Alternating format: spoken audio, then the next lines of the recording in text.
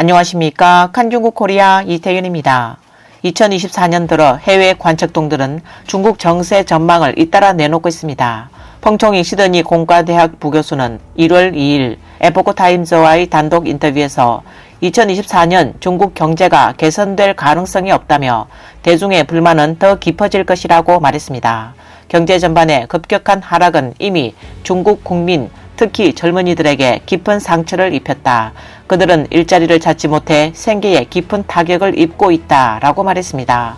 지난 1년 동안 청년 실업이 급증하면서 중국 청년들은 대부분 탕핑, 즉 누워서 살자라며 욕망과 욕구를 갖지 않는 태도를 보이고 있다. 탕핑이란 구체적으로 집을 사지 않고 차를 사지 않고 사랑에 빠지지 않고 결혼하지 않고 아이를 낳지 않고 낮은 수준의 소비와 최소한의 생활 수준을 유지하고 자본가의 돈벌이 기계나 자본가에게 착취당하는 노예가 되기를 거부하는 것 등이 있다.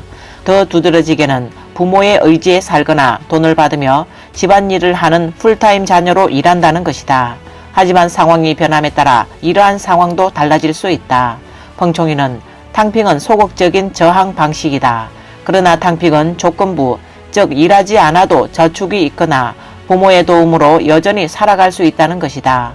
그러나 수익이 없는 상황에서는 시간이 흐르다 보면 생계 문제가 점점 더 심각하고 위급해짐에 따라 사회적 반발이 더욱 확산되고 그 방식도 다양해질 것이다. 펑총이는 중국의 운명이 바뀌려면 민변, 군변, 쿠데타가 필요하다고 지적한 적이 있습니다.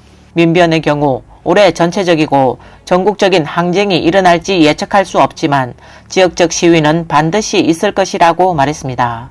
도처에 불꽃이 튀겠지만 전국적인 추세가 형성될지 어디까지 갈지는 알 수 없다고 말했습니다.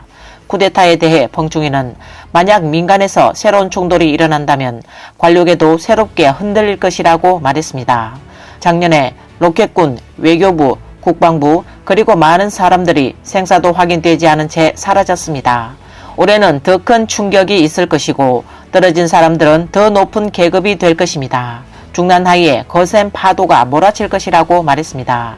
그는 시진핑파 간의 투쟁과 시진핑과 부하들 간의 사륙전이 시작될 것이라고 분석했습니다. 왜냐하면 시진핑은 항상 자신의 실수에 대한 희생양으로 책임질 사람을 찾고 있기 때문에 시간이 지나면 측근들의 불만을 불러일으키고 재앙을 초래할 것입니다. 펑총이는 또한 전 세계의 공산주의 정권은 3개 내지 5개밖에 없다.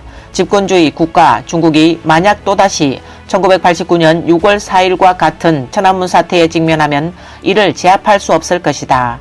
왜냐하면 그 당시는 덩 샤오핑 같은 노련한 군 장수들의 세력이 존재했었고 그 정권에 대한 민중의 환상도 존재했지만 지금은 그런 조건들이 사라지고 더 이상 없기 때문이다.